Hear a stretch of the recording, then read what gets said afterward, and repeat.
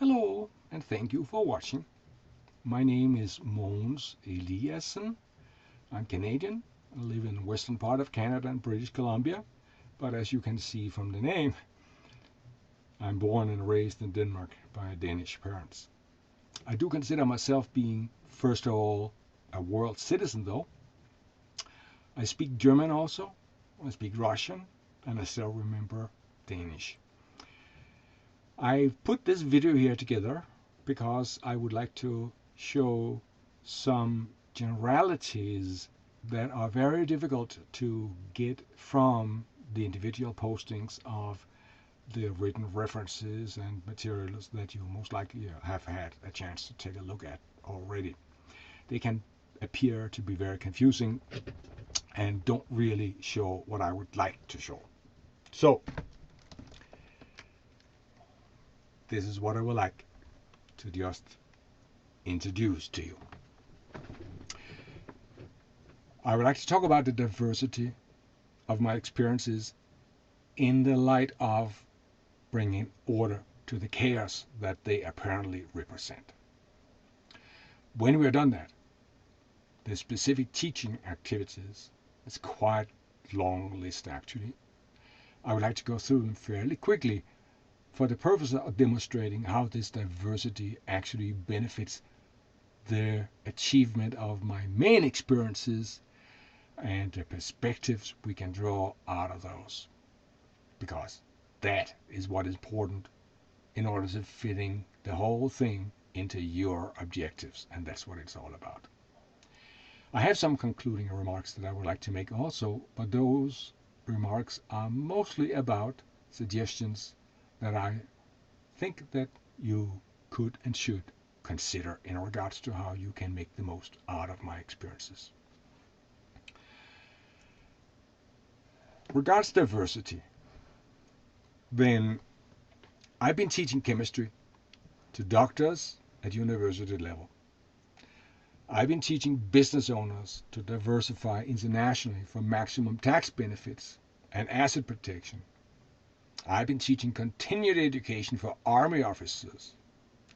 And I've been teaching pre-teen kids to train their dogs to do fun tricks. Okay. So there's quite a discrepancy between those examples here, and it can be a little bit hard to find what is a common denominator that we can apply for this. And it's here. They all involved individual coaching. They all involved class training and group education, and some of them even public speaking for larger audiences, which I enjoy quite a lot. And they all involved production of effective educational materials because I really wasn't happy with what was available, if anything was. But the main thing that I would like to draw attention to is that it has helped me to develop educational structures on the basis of knowing what the students should obtain and what they could as of now. Filling that gap is not really a totally simple thing. And that's what I've done a lot of. Going through my specific teaching activities then makes hopefully a little different sense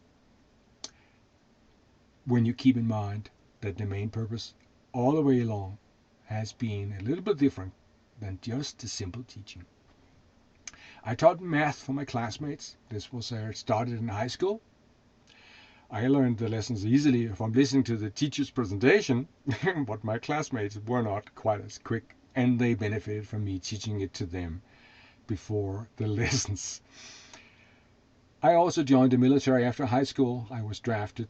I got an education as officer, and that led me to teaching army recruits how to survive battle conditions and how possibly even to win battles. Lots of military skills, fundamental skills went into this.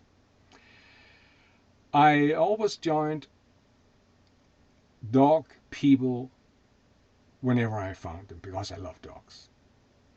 And it quickly led to me being a member of an association that trained the dogs for competition.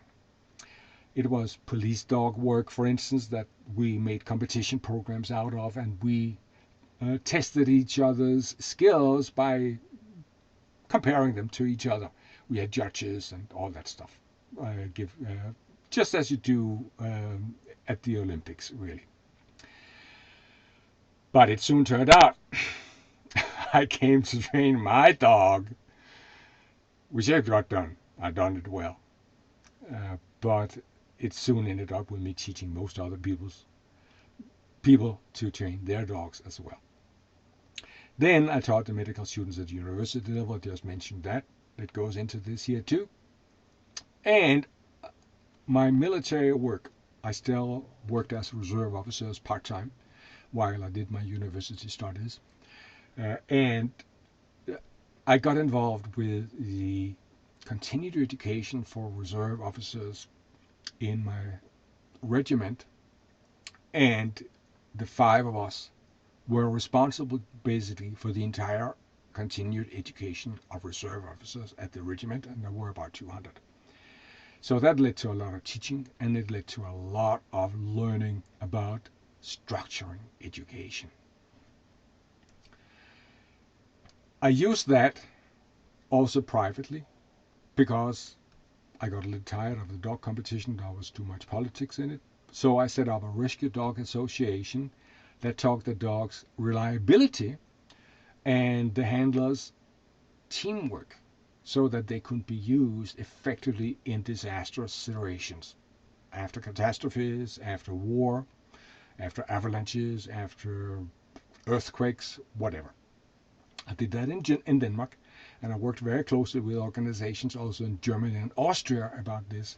And finally in Canada, I was made training director for Canada Rescue Dog Association, and that led to me developing the entire education for the Canada Rescue Dog Association on basis of what I learned in Denmark and Germany and Austria.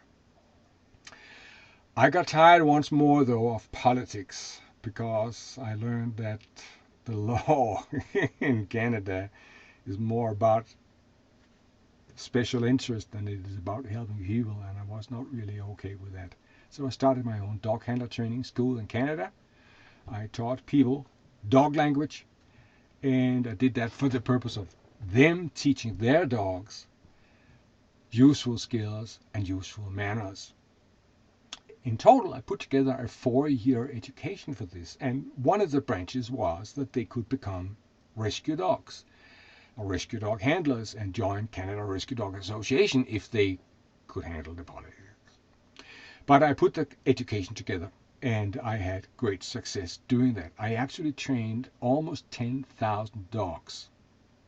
I could not do that all myself in the 8 years the school was running. So I educated my trainers, 14 in total, to do it where I couldn't, so that we could take in all the students that actually wanted to be part of this school. As a spin-off, I also taught the kids to teach the dogs fun tricks. I did that for a rural organization in Canada that wanted this for the purpose of making kids comfortable and I would say competent in dealing with animals. And dogs were a great example of that. The purpose was not to teach the kids fun tricks, but I used that as an opportunity to reach the main goal. Then I developed an online education for owners of small businesses because I was running a small business myself, and I got a lot of people asking me, how do you actually put this stuff here together? So I set it up, and it developed and took off over all North America, and it involved international diversification.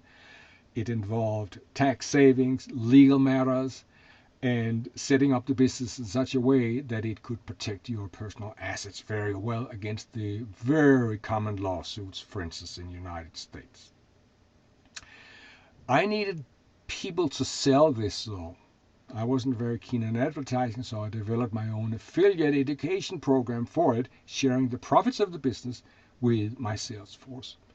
Officially, that's called an affiliate program, but affiliates really are a sales force. I did that also for my dog school.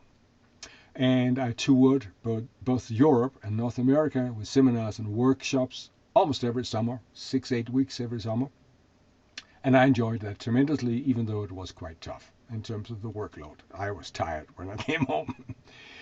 I also worked on my presentation skills in Toastmasters International, and it's probably a well-known organization for you. And there I also had the opportunity to help my fellow club members also improve their skills. And that actually was a teaching job, the same. Then, a little fun addition.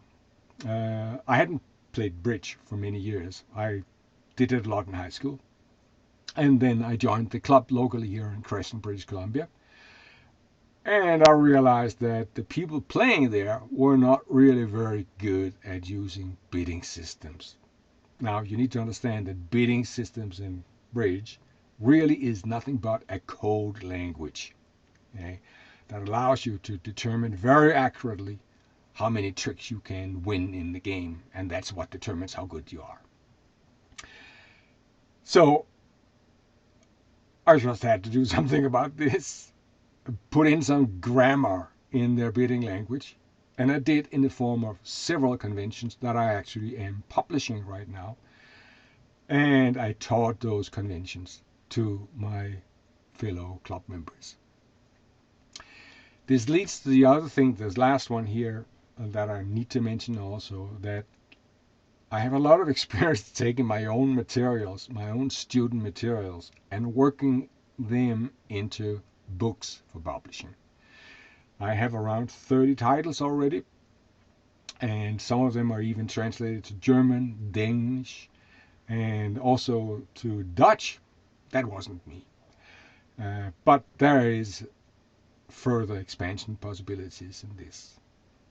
The main experiences I've drawn out of this is that I've been building entire education all the time.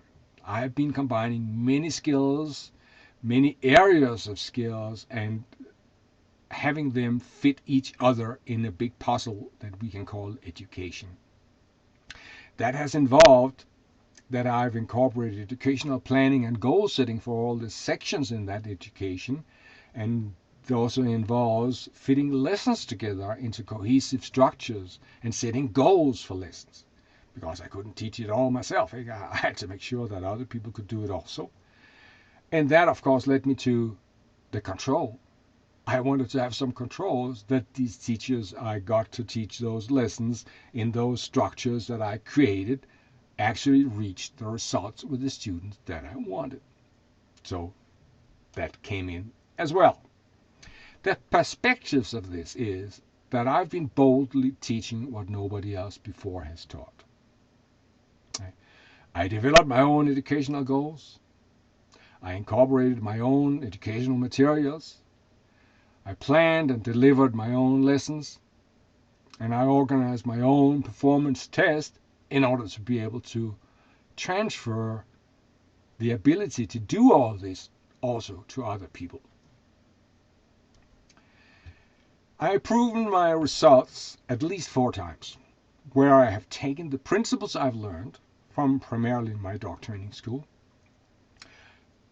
which I learned again from the military education, but I've transferred that into 4 totally new educations with a totally new perspective and totally new goals. The 4-H education for rural kids with dogs to impress their parents, power to the kids. That was one example. The other example was the trainer education from my own dog training school. It was a multi-level experience because I taught my trainers to teach my students how the students could teach their dogs those useful skills that we all try to get together to have the dogs comprehend. And then the small business owner education was developing over many years, but it was totally done from scratch. I had no model to go after other than the principles that I learned in the past the objectives my students had and what they already knew about business, which really wasn't very much in general. So I had to supply all that to them. And I was able to do that over very many years, a total of almost 20 years. So I think that can be counted as a success. The affiliate education came along with that, both for the dog training school and for the business training school, and have affiliates understand that the principles from a dog school and the principles for a business school actually are pretty damn the same. That took quite an understanding on my part, I would say. But I found that very fun to see that they are really virtually the same. How we can fit all this into your objectives? That's a very good question. You need to first of all know your students' needs. Maybe you know, maybe you don't. I would help you if you want more in that area. Development structure in the gap between what the students can do now and what they should be able to do at the end of education. I consider that a very big challenge, and a challenge that I love to undertake. It leads to careful lesson planning, how we can plan lessons to fit into the structure, and it also leads to finding new ways of creating effective support materials so that the knowledge the students are getting actually sits and becomes useful. Through an inspired teaching, of course, patience is always required, but then you can let the students have the knowledge you need them to have, and you can let them practice the skills they need to have. But there's one thing missing, which most teachers forget. You need to motivate the students to actually use what they have learned. Without that motivation, it has no value other than passing the test. And passing a test, yeah, it's useful, but it's not the overall goal for me. For my concluding remarks, I can now point to all the areas that I think should be considered by somebody who wants to take advantage of this. My science education is quite obvious. The chemistry, the physics, the math I learned at university. Yes, you can take advantage of that, use it. I'll be happy to teach it. Geography, history, I added those two because those two are areas that interest me tremendously, and I've studied those very much in my private life since, and I dare to claim that you can include those also in a teaching assignment that you want to give to me. My military skills, my civil defense knowledge, my government cooperation, and my knowledge about animal training. Yeah, but I don't really expect that they are directly applicable. But they are indirectly. For instance, when we talk about business skills, organization, management, I learned a lot about that in the military. Research and development, well, that was the purpose of my scientific education. Consulting, I learned that the very hard way because people around me didn't know the stuff that I knew and they needed to know as well. And that soon led me also into sales training, how I could train salespeople to do a good job without using, I would call, dirty American tricks. Not because I want to accuse American salespeople of being dirty, but in the past they were. And then finally, project implementation. Now, what is that? That is implementing anything that is new, which you have not used before. And I've done that so many times in my life with all the businesses I've been conducting. So I dare to claim I can do that again.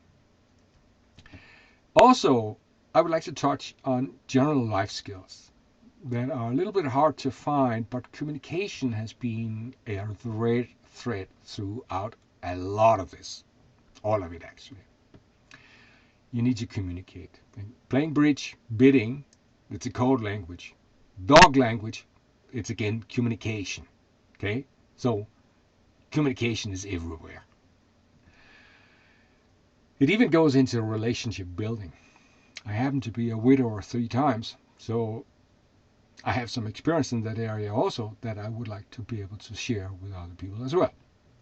But the most important part that I see is in this modern age of education being so abundant as it is, evaluating information and determining how reliable it is and what it could be used for, that is something very few people actually know, but we all need that.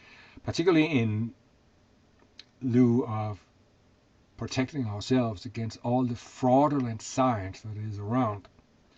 I can mention many examples, but they are very controversial, so I would like to do that in a different setting than one we have gotten here. Then application of logic comes in. How to make decisions. Okay? Everybody needs that. Not only managers and leaders, even private people doing private things need to be able to do this well in order to keep themselves happy. And then one that I would like to just add for the fun of it, because in my doctoring school I had a lot of grandparents and parents coming to me and saying, Mogens, this isn't for dogs. This dog training stuff is not for dogs. And I was a little puzzled there. But they said, it works excellently on kids and grandkids. And I do agree. There's fundamental value in this also for not even kids alone, but for employees. I have actually used the very same skills also on people I've been working with in business. So, yeah, if you want to set up a school, I want to have a school set up to teach kids leadership skills, please count me as a candidate. I would love that. But at the end here comes language teaching. And I would like to point out a couple of experiences and skills that I can bring to the table that most other teachers of English cannot. When people have not learned other languages than English, they cannot understand how people that come from a structured language like German or Russian are totally confused about the lack of rules in English. English is a big mess. It's the most crappy language that exists on this planet, I think, because there are no rules. And there are no rules for when the rules apply and when they don't. There are historical reasons for that, because the British Isles were conquered 6 or 7 times in historic time, and that was always creating a big mess of languages melding with each other. That's where it comes from. But it's very hard for Russians and Germans, for instance, to really understand that and to overcome it. I would like to point out also business English, because it could be important. And with my vast experience in business, I can put way more into that than just language. It could be a business course. I don't mind at all teaching how to put agreements together, how to put a sales force together, how to organize whatever you want to organize in your business. I know how to do that stuff. So not only teaching English as a translation of what you already know, but I can contribute a lot of additional stuff. And that goes also for other topics that are not necessarily business. I mentioned history, geography, but there could be others. And I am open. I'm really an entrepreneur. I love to dig down into stuff I have not been into before. So if you have a topic, you will want to get it tried out, give me a shout, because I would love to hear about it. On that note, I would like to thank you for having watched this fairly long video, but I hope that it has given some valuable information. And if you want to give me a shout, ship me an email. I will welcome starting a dialogue with you. Thank you very much.